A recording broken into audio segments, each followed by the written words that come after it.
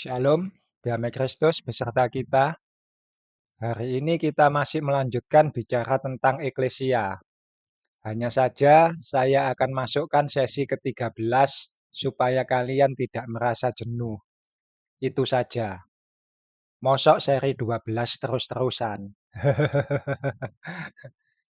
Video sesi pengkhotbah ini sendiri sebenarnya hanya berisi satu materi saja, yaitu menyingkapkan apa itu gereja.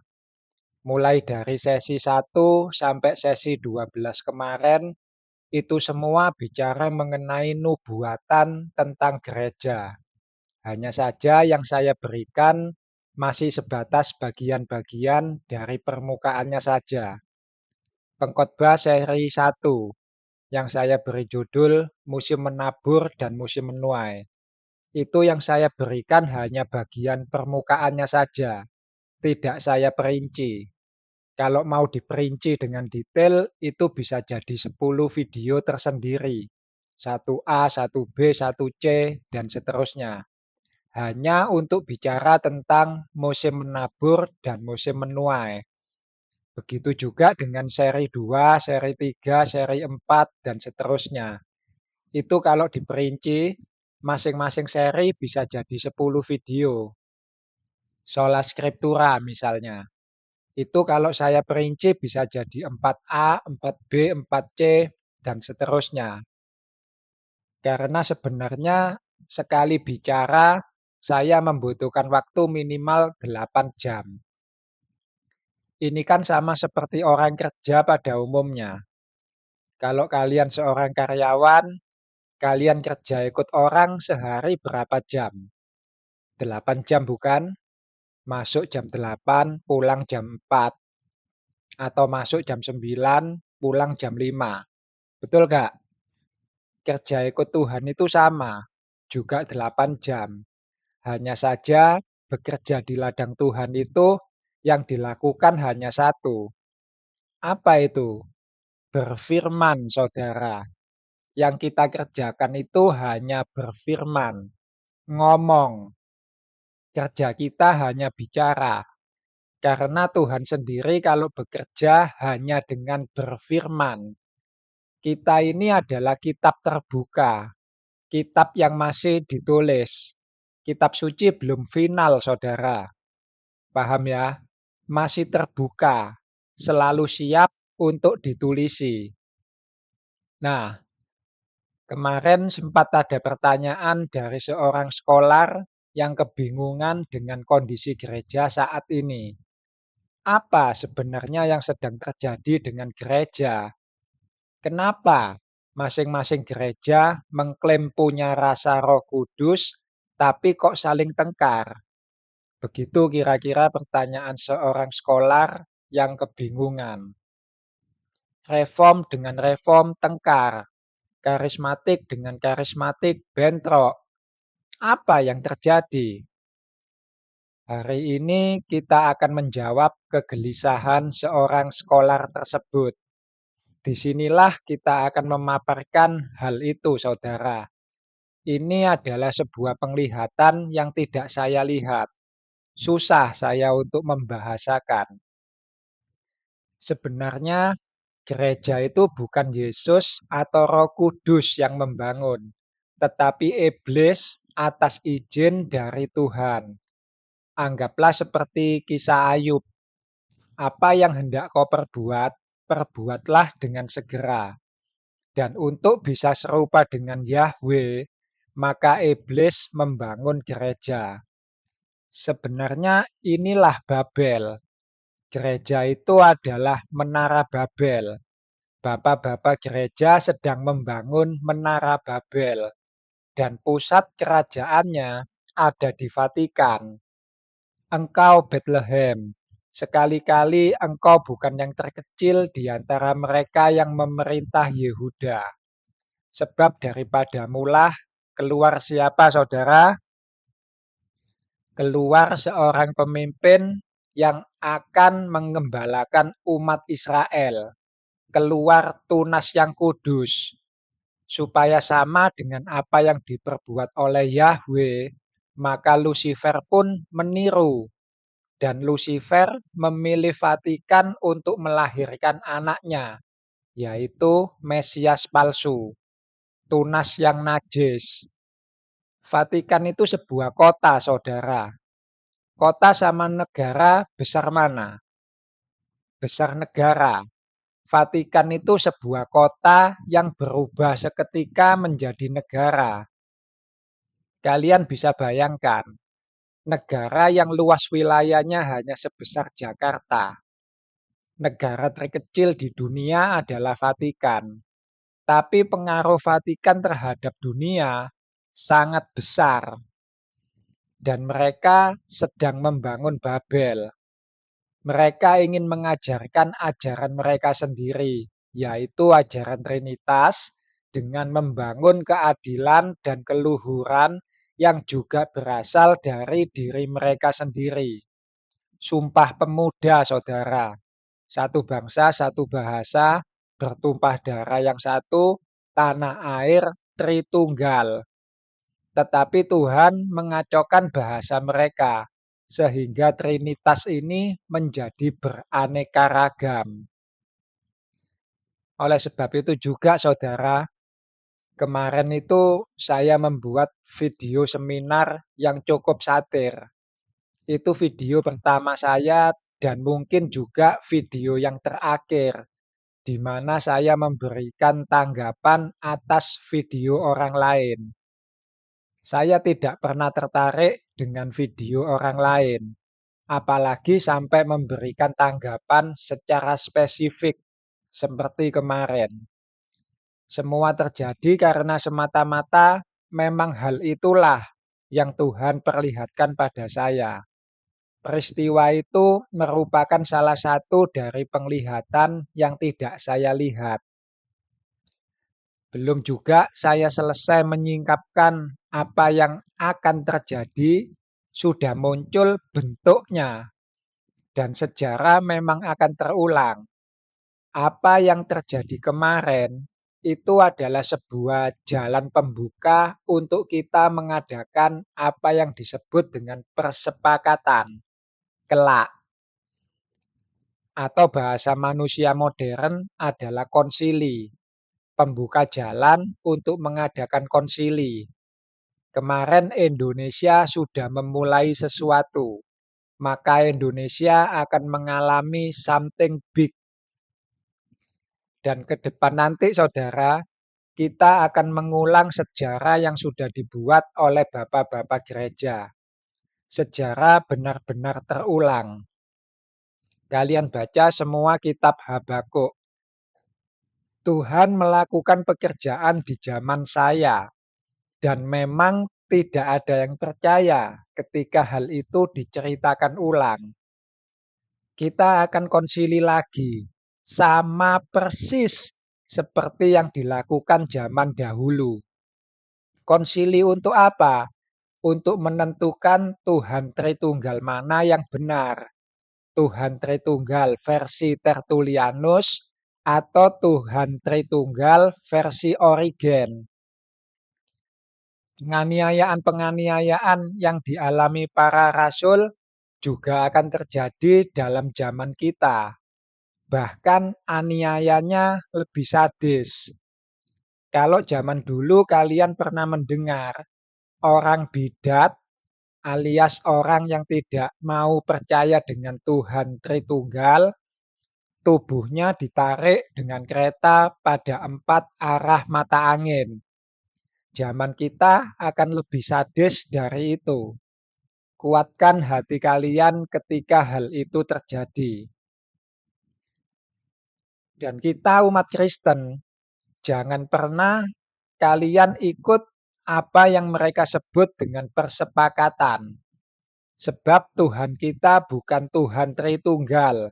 Tuhan kita itu Esa. Yesaya sudah mengingatkan, saudara. Dan sekarang saya akan mengingatkan lagi. Kalau sampai peristiwa ini terjadi di zaman kalian, dan memang peristiwa ini akan terjadi, jangan pernah kalian melakukan kompromi dengan orang-orang pengikut Tritunggal ini. Tritunggal itu bukan Tuhannya kita. Tuhan kita itu Esa. Tidak ada urusan antara ilalang dengan gandum. Perhatikan itu baik-baik. Kalau mereka mau konsili, biarlah mereka konsili. Sebab yang akan mereka bahas dalam musyawarah itu adalah Tuhan Tritunggal mana yang benar. Yang versi Tertullianus atau yang versi Chalcedon. Dan saya katakan pada kalian semua, tergantung kaisar yang berkuasa saat itu. Kalau kaisar yang berkuasa mendukung Tritunggal A, maka Tritunggal B bidat. Kaisar itu dikudeta, muncul kaisar baru, dan dia mendukung Tritunggal B, maka Tritunggal A bidat. Artinya, tidak ada Tuhan yang benar di dalam Tritunggal. Sebab baik Tritunggal Tertullianus maupun Tritunggal Chalcedon, semuanya rancangan iblis. Kalian tidak perlu buang-buang waktu dengan urusan Tritunggal. Cari saja Yesus, sebab Yesus itu hidup. Tetapi kalau yang dibahas atau yang dibicarakan dalam konsili itu adalah Tuhan mana yang benar, Tuhan itu Esa atau Tuhan itu Tritunggal, maka kita umat Kristen wajib ikut konsili itu. Sebab kita harus menyadarkan saudara kita yang sudah dibutakan oleh setan. Tetapi sekali lagi saya katakan, mereka tidak akan membahas hal itu lagi. Sebab bagi mereka sudah final bahwa Tuhan itu tidak Esa, melainkan Tritunggal. Tuhan yang Esa sudah mereka anatema. Mereka ganti Tuhan yang Esa dengan Tuhan yang Tritunggal. Sedang yang belum final bagi mereka adalah Tritunggal versi mana yang benar. Hal itu memang belum tuntas sampai detik ini. Karena yang akan menyelesaikan masalah itu adalah Mesias palsu itu sendiri. Yehuda menjual, maka Yehuda harus menebus. Ini mengerikan sekali, saudara. Monoteis mereka anatema. Padahal akar dari kekristenan adalah monoteisnya Yahudi. Bahkan Yesus sendiri mengajarkan monoteis. Yesus dan para rasul tidak pernah mengajarkan Tritunggal. Tetapi mereka benci ajaran monoteis. Sebab mereka keturunan ular beludak. Kalian paham ya dengan apa yang saya maksudkan ini? Yang terjadi kemarin itu adalah sebuah pengantar, sebuah pembuka jalan menuju konsili. Ibaratnya itu mereka adalah Yohanes Pembaptisnya versi Mesias palsu. Dalam kondisi ribut ini muncullah Yesus Trinitas yang akan memimpin mereka. Nanti kita bahas lagi lebih detail. Intinya saya mau mengatakan, kita umat Kristen jangan sampai kompromi dengan mereka yang Tuhannya Tritunggal. Tuhan itu bukan Tuhannya orang Kristen. Tritunggal itu Tuhannya orang Trinitarian. Oke? Sekali lagi, Tritunggal itu bukan Tuhannya orang Kristen. Tritunggal itu Tuhannya orang Trinitarian. Kita akan bahas lagi nanti. Baik, sekarang kita akan ulang sejenak apa yang sudah kita pelajari sebelumnya. Supaya kalian tidak lupa dan supaya kalian bisa mendapat gambaran yang lebih jelas lagi mengenai gereja. Eklesia itu sebenarnya adalah sebuah sidang, ya. Kemarin kita sudah mengetahui, eklesia itu bukan gereja, seperti yang selama ini dihembuskan dan diajarkan oleh Katolik. Yesus mati diganti oleh Petrus, Petrus mati diganti oleh Linus, dan seterusnya. Yesus tidak mati dan Yesus tidak pernah mendirikan gereja. Eklesia itu sidang. Sidangnya rakyat jelata untuk memilih seorang hakim yang pantas duduk di Areopagus. Sedangkan Areopagus itu sendiri adalah tempat untuk mengadili sebuah perkara. Itulah eklesia dalam konteks budaya Yunani. Jadi, rakyat akan memilih hakim, dan hakim yang dipilih itulah yang akan mengadili rakyat. Paham ya? Sidang eklesia memilih hakim, sidang Areopagus menghakimi eklesia. Walaupun yang saya berikan kemarin hanya permukaannya saja, tapi saya harap hal itu sudah bisa dipahami. Minimal kalian sudah bisa mantuk-mantuk. Yesus hendak mendirikan eklesia. Kalau yang dicalonkan untuk menjadi hakim hanya satu orang, ya gak perlu eklesia. Sebab calonnya tunggal, gak ada lawan. Seperti pemilihan presiden atau bupati gitu loh. Kalau lawannya kertas kosong, seharusnya gak perlu pemilu. Buang-buang duit kampanye. Menangkan saja calon tunggal itu. Selesai. Orang memang gak ada calon lagi. Hanya saja karena Indonesia itu negara yang super kaya raya. Jadi meski melawan kertas kosong, tetap pemilu. Biar etok-etok demokrasi. Atau mungkin biar dilihat negara lain bahwa kita memang negara yang super kaya. Kalau pemilih tidak ingin si A menjadi bupati, coblos saja kertas yang kosong. Kalau kertas kosong yang menang, itu wilayah gak punya bupati. Kan gak mungkin. Lalu bagaimana? Coblosan ulang. Keluar duit lagi buat bikin kertas coblosan baru. Pemilu diulang. Walaupun diulang, tetapi masih tidak ada calon baru. Artinya si A masih calon tunggal. Dan kertas kosong menang lagi.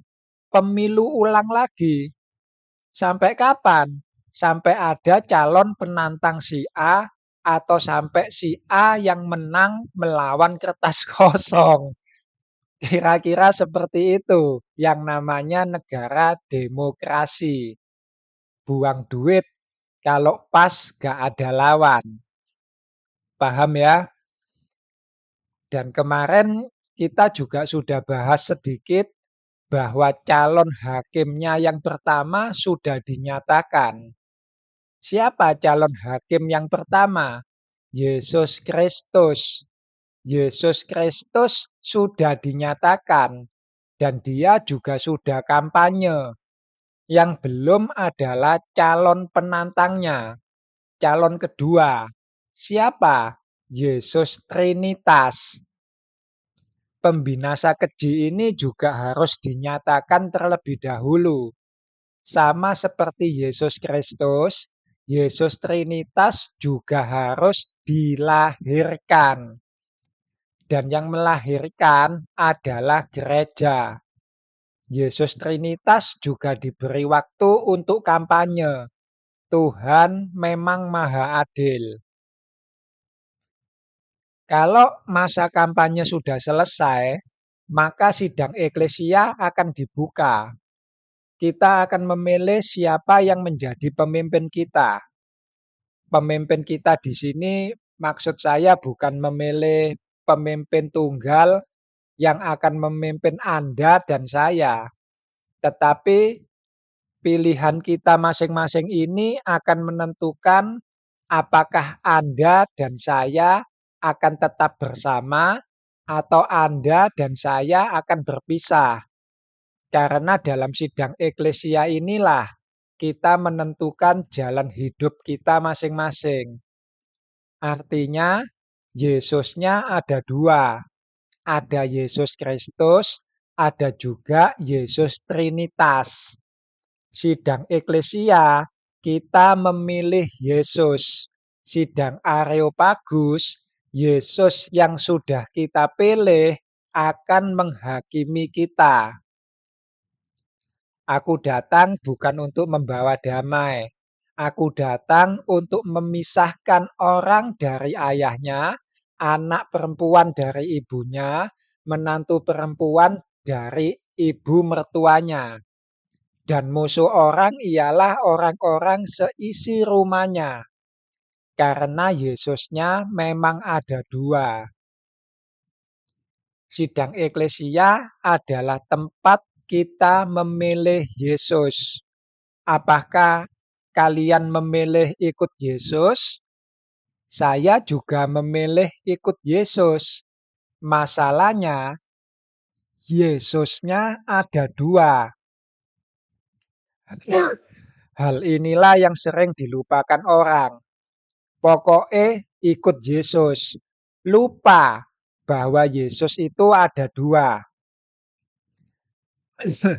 Ada kerajaan terang, nama rajanya adalah Yesus Kristus. Ada juga kerajaan gelap, nama rajanya mirip, yaitu Yesus Trinitas. Ada dua Yesus. Masing-masing raja tersebut kekuasaannya itu diberi, bukan berasal dari diri mereka sendiri. Siapa yang memberi kuasa? Yahweh. Yesus Kristus diberi kuasa oleh Yahweh untuk menjadi raja dari kerajaan terang. Sedangkan Yesus Trinitas diberi kuasa oleh Yahweh untuk menjadi raja dari kerajaan gelap. Ada dua anak kembar. Anak mana yang akan kalian ikuti? Dalam sidang eklesia inilah kita memilih anak yang mengaku Yahweh sebagai bapaknya atau anak yang mengaku dirinya adalah Yahweh. Tergantung pilihan kalian. Perhatikan siapa yang mengajar kalian.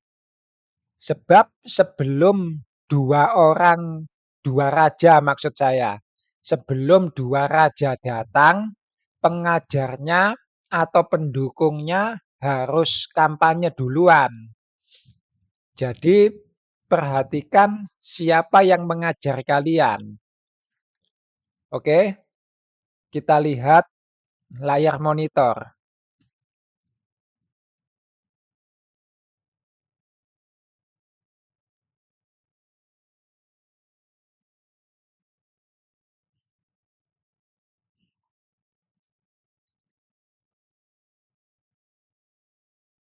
Yang memilih Yesus Trinitas akan menyuarakan bahwa Yesus adalah Allah.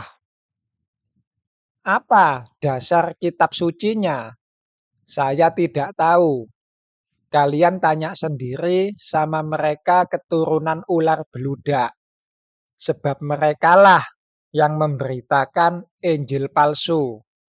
Mereka memberitakan bahwa Yesus adalah Allah. Sedang yang memilih Yesus Kristus akan menyuarakan bahwa Yesus adalah anak Allah. Engkau adalah Mesias, anak Allah yang hidup, bukan Allah. Apa dasar kitab sucinya? Itu sudah saya berikan banyak. Bisa dibaca sendiri. Yang saya beri warna biru, itu yang sedang kita bahas. Eklesia. Perhatikan slide berikutnya.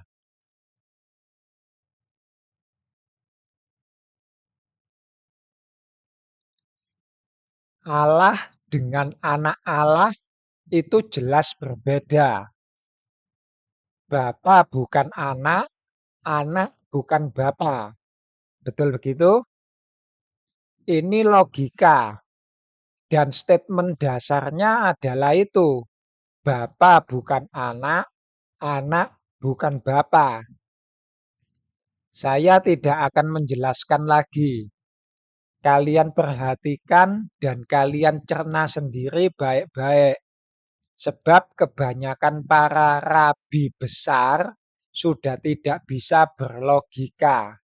Logika mereka sudah mati. Jadi kalian harus berlogika sendiri.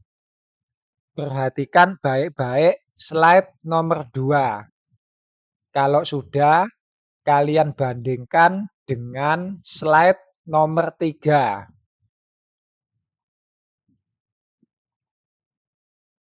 Karena saya akan langsung bicara di slide yang nomor 3. Allah dengan anak Allah itu berbeda. Bapa bukan anak, anak bukan bapa. Maka Allah bukan anak Allah, anak Allah bukan Allah. Clear, my friend. Dan Yesus itu bukan Allah, tetapi anak Allah. Paham ya? Kalau logika Trinitarian berubah-ubah, logika Kristen terjaga. Jadi sekali lagi, kalau kalian memilih Yesus Trinitas, yaitu Yesus yang mengaku dirinya adalah Yahweh, maka hakimmu adalah Yesus yang adalah Yahweh. Kalau kalian memilih Yesus Kristus, yaitu Yesus yang mengaku dirinya adalah anak Yahweh, maka hakimmu adalah Yesus yang adalah anak Yahweh. Sebab Yahweh sendiri tidak lagi menghakimi. Oleh Yahweh, masing-masing dari kita akan diserahkan kembali pada gembalanya. Apa bisa dimengerti maksud saya? Sidang eklesia inilah yang akan memisahkan atau menyatukan kita. Di sidang inilah kita memilih pemimpin kita masing-masing, memilih hakim kita masing-masing, memilih siapa yang akan menjadi raja kita masing-masing. Rajanya kalian belum tentu menjadi rajanya saya, dan rajanya saya belum tentu menjadi rajanya kalian. Paham ya? Jadi sekali lagi, eklesia itu bukan gereja. Yesus tidak mendirikan gereja. Apalagi kalau ada yang mengatakan otoritas gereja untuk mengkanonkan Alkitab itu adalah Matius 16 ayat 18.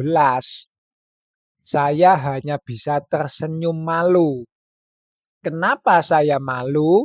Saya malu karena saya tidak bisa bahasa Yunani. Tetapi saya tidak malu untuk tetap memberitakan Injil Kristus, bukan Injil yang lain.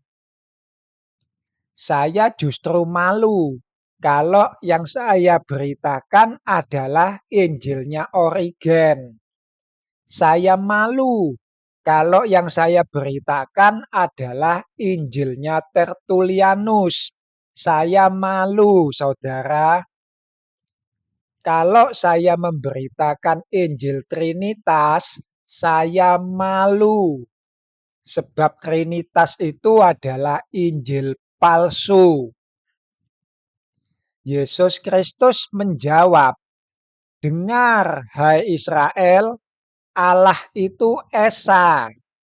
Tetapi Yesus Trinitas menjawab, "Dengar, hai Israel, Allah itu Ousia, trihipostasis." Saya malu kalau saya memberitakan Injil seperti itu. Yesus Kristus mengajarkan Allah itu roh, tetapi Yesus Trinitas mengajarkan Allah itu Tritunggal. Saya malu kalau saya mengajarkan Injil yang seperti itu. Beginilah kiranya Tuhan menghukum Odi, bahkan lebih lagi daripada itu. Jikalau Odi sampai mengajarkan Injil Trinitas. Serius saya mengucapkan hal ini, saudara, supaya kalian mengerti betapa perkara ini bukanlah perkara yang ringan. Dan saya serius dengan masalah ini. Urusan dosa itu perkara sepele bagi Tuhan. Kalian terikat dengan mamon, terikat judi, terikat pornografi, terikat segala macam dosa, itu semua bisa dihapus dengan mudah. Biar dosamu merah seperti kirmisi, akan menjadi putih seperti salju. Asal kalian menurut. Begitu juga dengan urusan-urusan liturgi. Kalian mau sunat atau tidak, kalian mau menjalankan sabat atau tidak, kalian mau makan babi atau tidak, itu semua perkara yang ringan. Berapa tahun orang Israel tidak merayakan Paskah? Nanti coba kalian cek sendiri. Saya lupa ada di mana. 1 Raja-Raja, 2 Raja-Raja, 1 Samuel, 2 Samuel, 1 Tawarik, 2 Tawarik. Kalian cek dalam 6 kitab itu. Seingat saya, mereka sudah tidak pernah merayakan Paskah mulai zaman Samuel. Mulai zaman Raja-Raja. Baru nanti Raja Yosia kalau saya gak salah. Di zaman Raja Yosia, mereka Paskah lagi.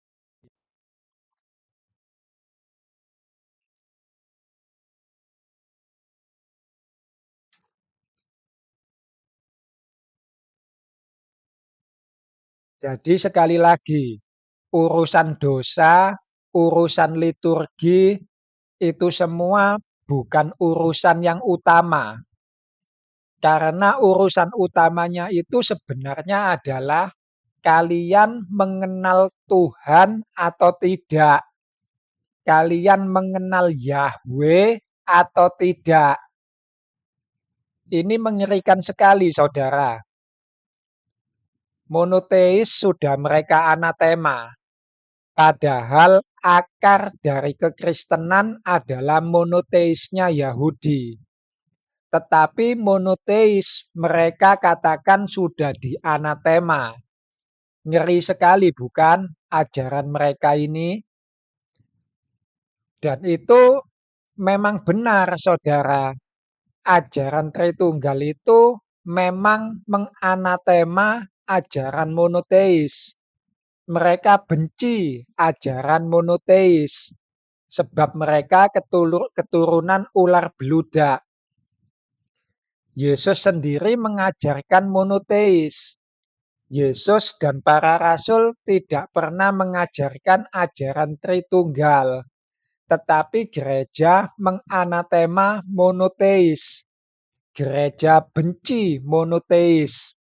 Oleh sebab itu, sebelum ajaran para kampret ini muncul, Paulus sudah menganatema mereka duluan. Paulus diberi penglihatan akan munculnya ajaran Tritunggal yang akan menyesatkan banyak umat. Makanya Paulus memberi anatema dengan berkata, "Terkutuklah mereka yang memberitakan Injil yang lain." Injil yang lain itu apa? Ya ajaran Trinitas inilah Injil yang lain. Jangankan hanya seorang uskup, malaikat saja juga terkutuk kalau sampai dia mengajarkan Injil Trinitas. Sebab Yesus tidak pernah mengajarkan Trinitas. Yesus mengajarkan monoteis. Dengarlah hai Israel, Yahweh itu Allah kita dan Yahweh itu Esa. Jadi sekali lagi, kalian mau ikut Yesus yang mana? Yesus Kristus atau Yesus Trinitas? Itu terserah kalian. Kita akan sidang di eklesia nanti. Paham ya? Sekarang ini anggaplah masih dalam masa kampanye dari dua kubu Yesus. Satu kubu Yesus Kristus, satu lagi kubu Yesus Trinitas. Pilihan di tangan kalian. Sampai sini paham ya? Baik, saya lanjutkan. Kemarin kita juga sudah mempertanyakan, apa itu kitab suci? Saya pribadi tidak punya definisi, saudara. Tapi kalau saya harus mendefinisikan apa itu kitab suci, maka saya akan mengatakan kitab suci itu adalah buku sejarah yang menceritakan tentang masa depan. Aneh bukan? Sejarah di mana-mana menceritakan tentang masa lalu. Mana ada sejarah menceritakan masa depan? Ya kitab suci itulah satu-satunya buku sejarah yang menceritakan tentang masa depan. Kok bisa? Sebab di dalamnya ada Yesus Kristus. Yesus inilah yang menjadi cerita sejarah di masa lalu. Masalahnya, Yesus yang dikisahkan itu masih hidup sampai saat ini. Jadi mana bisa dikatakan sejarah kalau orangnya masih hidup? Paham maksud saya? Aku mau mengenang kematian Yesus.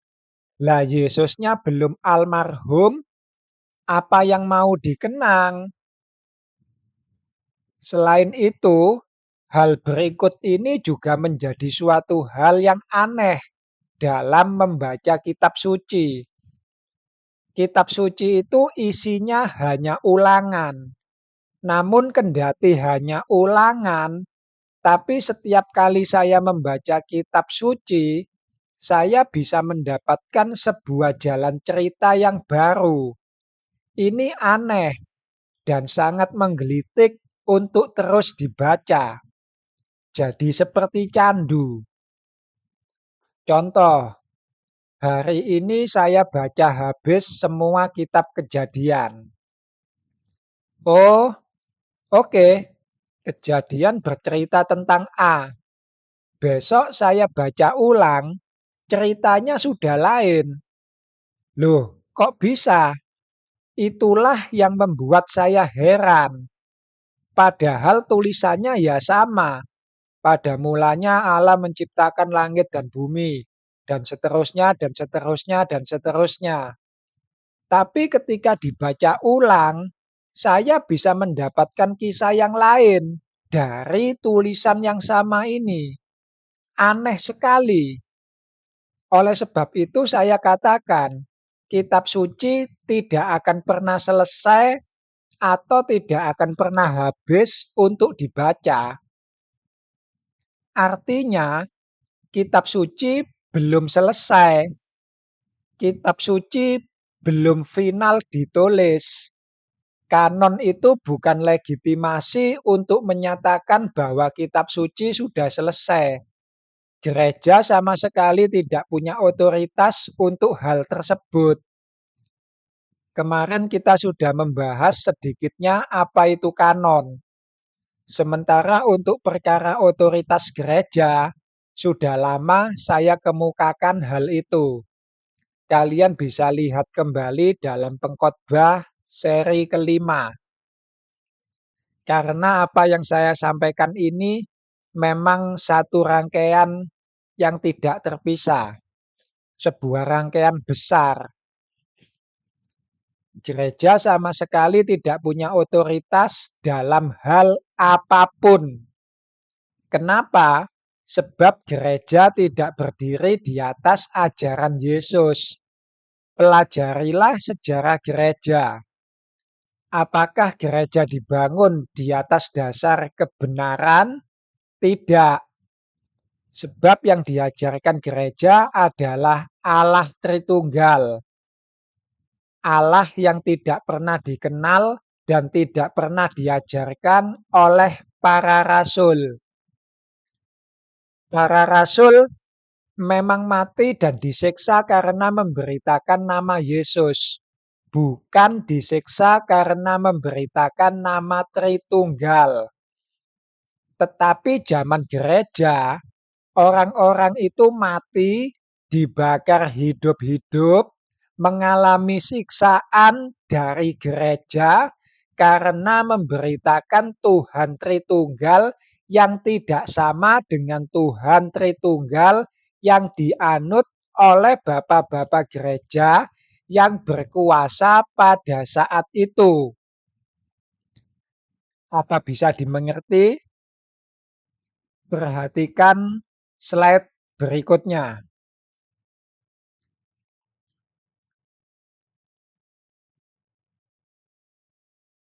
Pelajarilah sejarah gereja. Yang berkuasa adalah Kaisar A.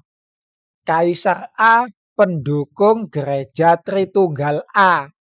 Maka semua orang yang menganut Tritunggal B mati dibakar hidup-hidup. Lalu Kaisar A lengser. Penggantinya adalah Kaisar B, yang mana Kaisar B adalah penganut gereja Tritunggal B. Maka semua orang yang menganut Tritunggal A disiksa oleh gereja sampai mati karena tidak mau mengakui Tritunggal B.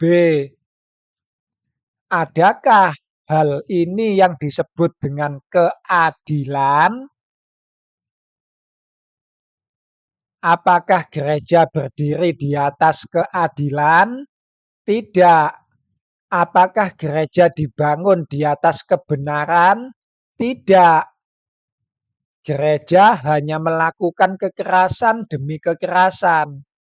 Yang ada hanyalah penumpahan darah demi penumpahan darah. Di atas banyak darah yang tertumpah itulah gereja berdiri. Perhatikan kata-kata saya. Kekristenan berdiri di atas satu darah yang tertumpah, yaitu darah Yesus. Dan gereja membenci Yesus karena Yesus mengajarkan monoteis. Gereja menganatema ajaran Yesus dan menggantinya dengan ajaran Tritunggal. Gereja berdiri di atas banyak darah, sebab gereja haus akan darah orang-orang benar. Engkau akan membayar darah mereka, wahai Babel besar. Engkau ingin menjadi penebus, maka engkau akan menebus. Engkau dan para anak-anakmu, kalian akan membayar darah yang tertumpah itu. Gereja menetaskan telur ular beludak. dan menenun sarang laba-laba. Siapa yang makan dari telurnya itu akan mati. Dan apabila sebutir ditekan pecah, keluarlah seekor ular beludak. Sarang yang ditenun mereka tidak dapat dipergunakan sebagai pakaian untuk menutupi aurat mereka yang sungguh sangat memalukan. Perbuatan mereka adalah perbuatan kelaliman, dan yang dikerjakan tangan mereka adalah kekerasan belaka.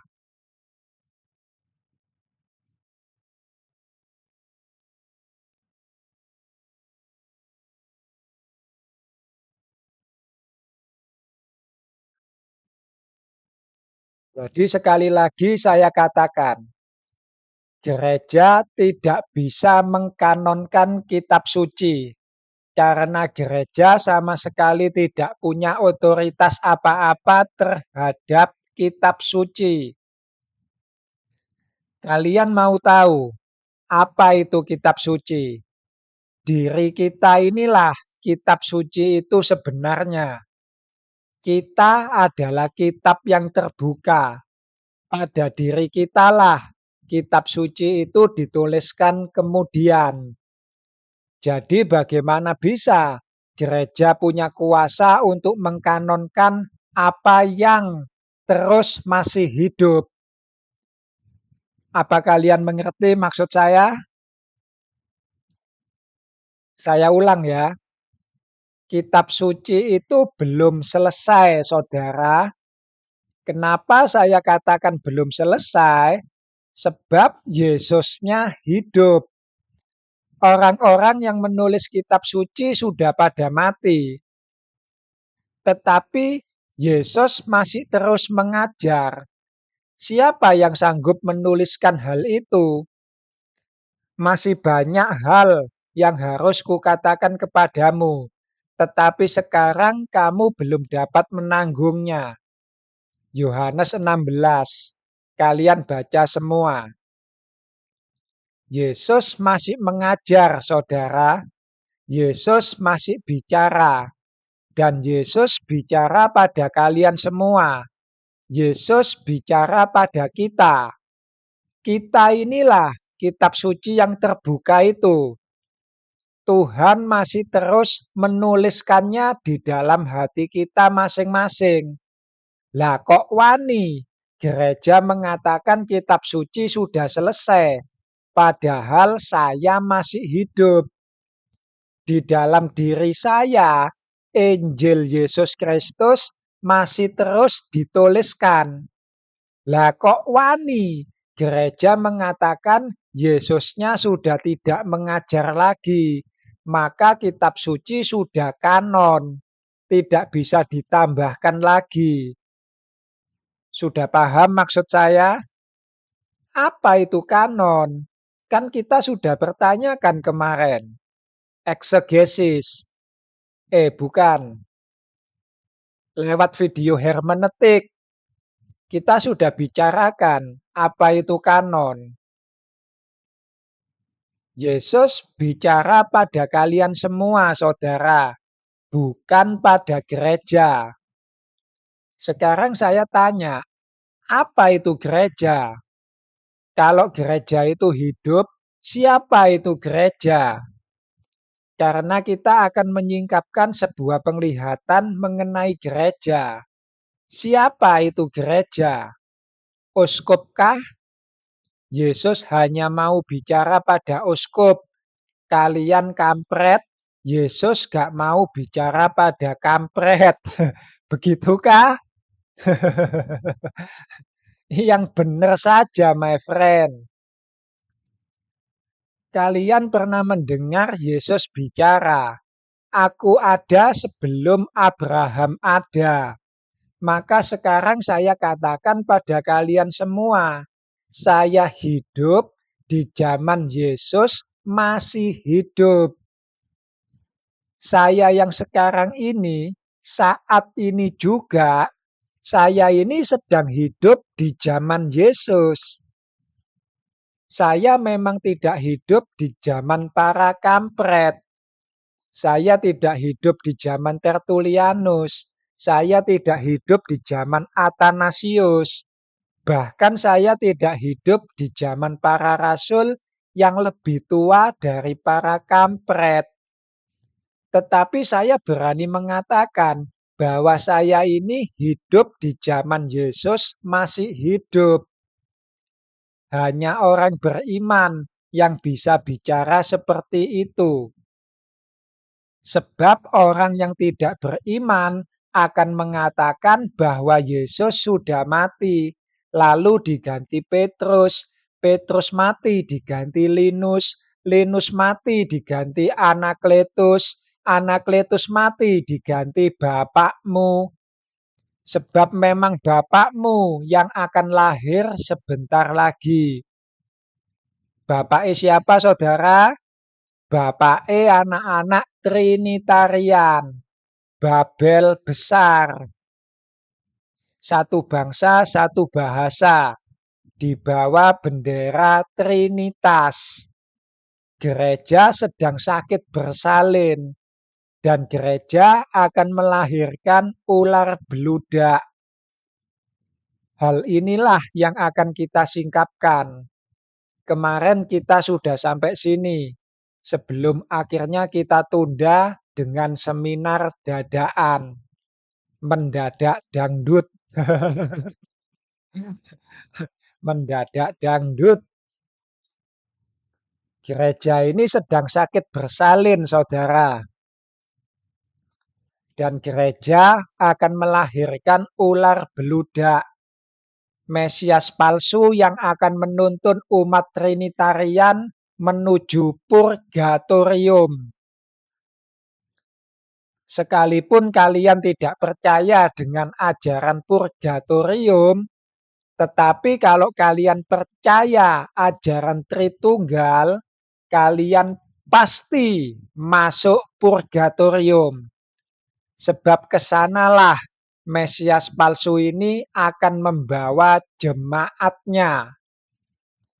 Yesus tidak mendirikan gereja. Yang didirikan Yesus itu adalah jemaat. Jemaat seperti apa yang Yesus inginkan? Jemaat yang seperti dinyatakan oleh Bapa melalui mulut Petrus. Silahkan dibuka kembali kitab sucinya. Matius 16. Kita baca sama-sama. Matius 16 ayat 16. Maka jawab Simon Petrus, "Engkau adalah Mesias, Anak Allah yang hidup." Sebentar, saya perlihatkan tulisan dari bahasa aslinya.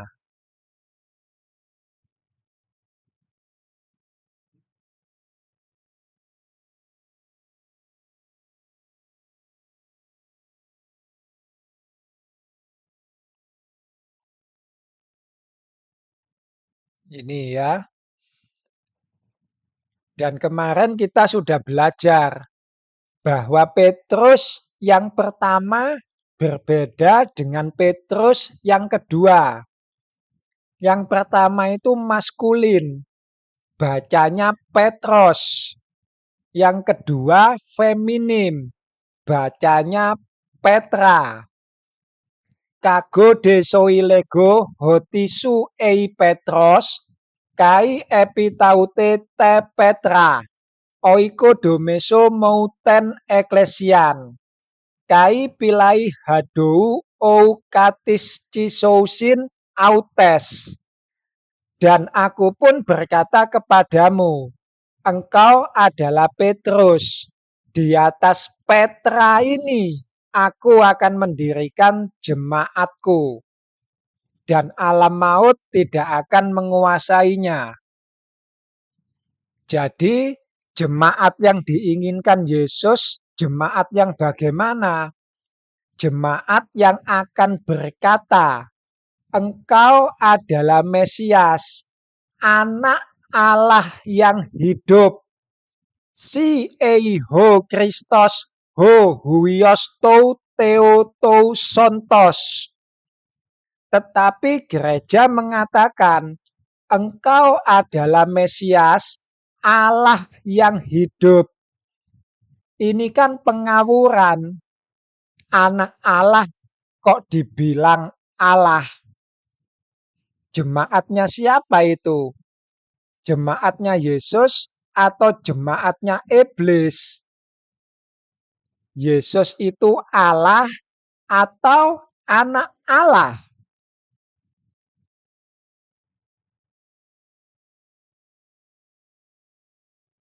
Lihat lagi slide nomor 1.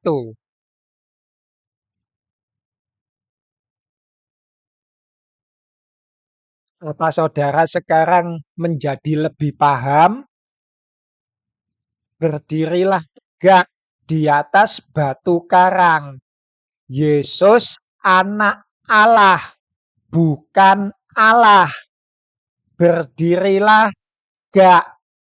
Jangan mau dikacaukan oleh para kampret, ular beludak bapak mereka. Ini sudah beda jemaat, beda eklesia. Kita akan sidang. Paham saudara? Dan saya sedang mengkampanyekan Yesus Kristus, bukan Yesus Trinitas. Coblos Yesus Kristus. Gitu loh saudara. Yesus tidak mendirikan gereja. Lalu siapa yang mendirikan gereja? Yang mendirikan gereja itu sebenarnya adalah Lucifer. Iblis, si ular tua. Apa yang hendak kau lakukan, lakukanlah segera. Yesus mengatakan hal itu kepada Yudas atau kepada roh yang menguasai Yudas. Yudas mau menjual Yesus untuk disalibkan. Itu memang benar, sebab Yesus memang harus mati. Dan itu adalah yang dilakukan iblis jangka pendek, yaitu menyalibkan Yesus. Tapi apa yang dilakukan oleh iblis jangka panjang? Iblis mendirikan gereja. Seperti yang sudah saya sampaikan tadi, pelajarilah sejarah gereja. Apakah gereja berdiri di atas darah Yesus? Tidak. Gereja berdiri di atas banyak darah yang tertumpah. Yeriko dibangun. Paulus merobohkan Yeriko. Yeriko dalam tanda petik. Sebab di bawah matahari tidak ada yang baru. Alkitab itu isinya hanya ulangan. Ada pola-pola yang berulang. Paham ya? Paulus merobohkan Yeriko, lalu menganatema dengan berkata, terkutuklah mereka yang mengajarkan Injil yang lain dari Injil yang sudah kami beritakan. Dan ada orang yang membangun Yeriko tersebut. Itulah gereja. Mereka mengajarkan Yesus adalah Allah.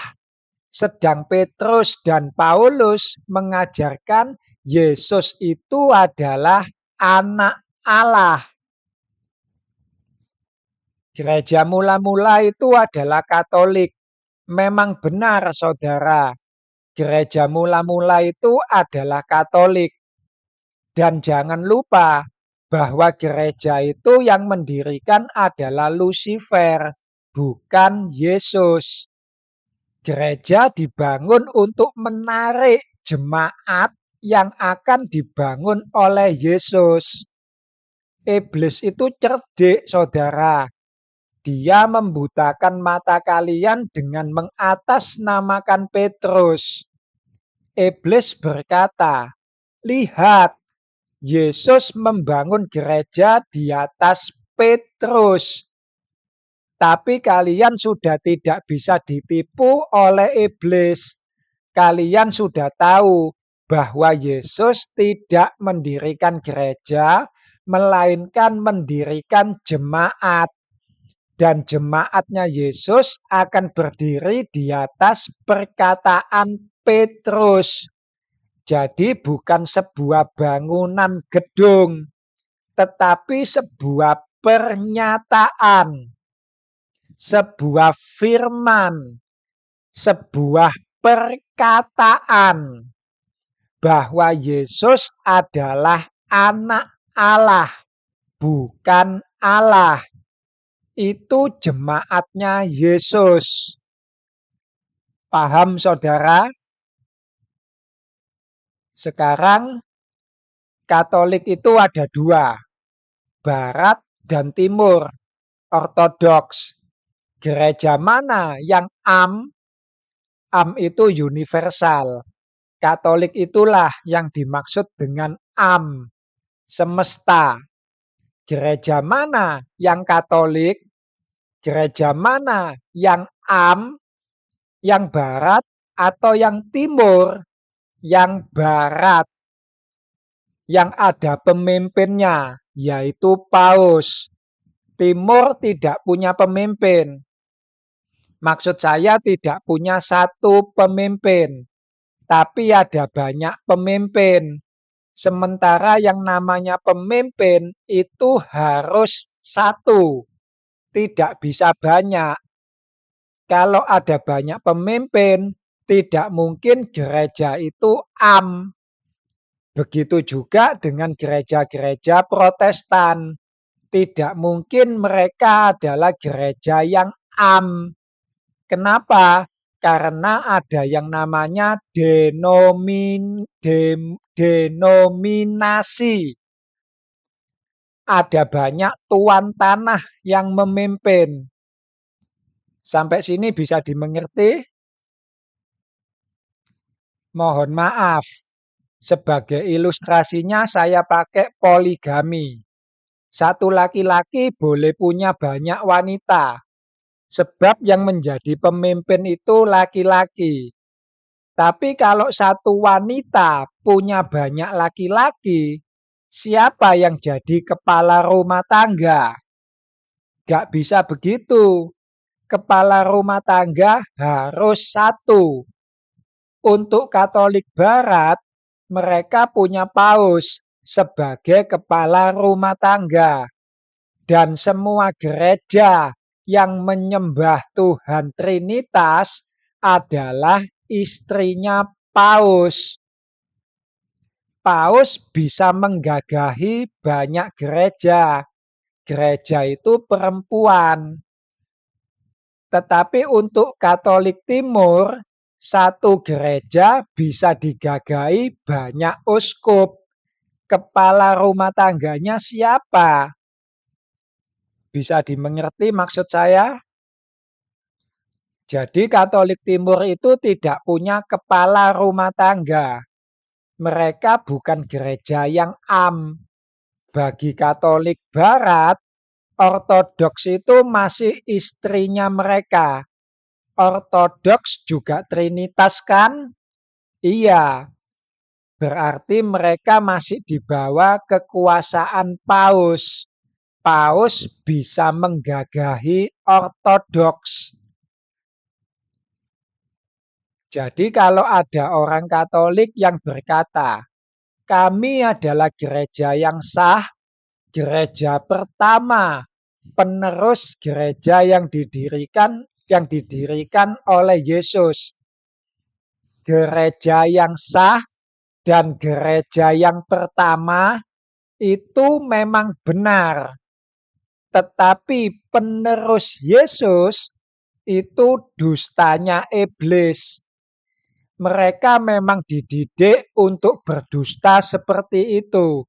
Sebab Yesus tidak mendirikan gereja. Seperti yang sudah kalian ketahui. Matius pasal 16. Pengakuan Petrus. Silahkan dibaca lagi, direnungkan kembali.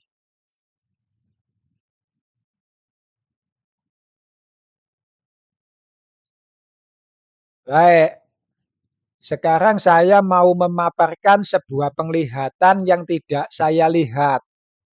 Sebuah penyingkapan yang berhubungan dengan gereja. Begitu kira-kira. Saya tidak tahu bahasa apa yang tepat. Dikatakan nubuatan, sebenarnya Petrus yang bernubuat. Di sini saya hanya menyingkapkan apa yang akan dan sedang terjadi dengan gereja.